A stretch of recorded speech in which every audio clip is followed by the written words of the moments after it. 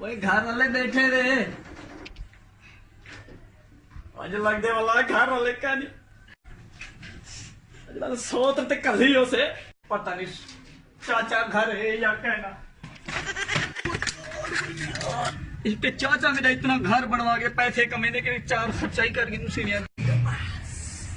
चिट्टा चोला सीरे दर्जी नहीं बुलेंदा ढोले दी मर्जी सोत्र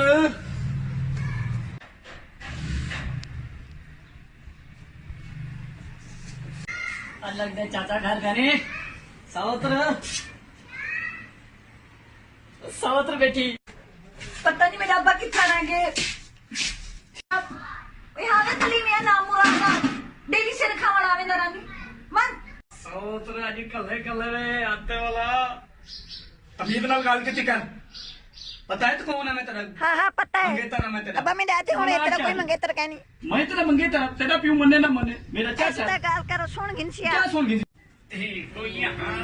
महंगाई कर देती है आज वो घर कहीं बड़ा अपने आप को प्यू फंगे खा समझ सकूं तू मैंने प्यार करे नहीं देखा है ना मैं तेरे करे ना बस गाल खत्म ए बड़ा कौन जी चोंदा पुछना खड़े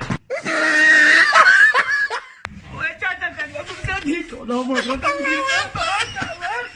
ओए अरे सलमा चुमा अरे सलमा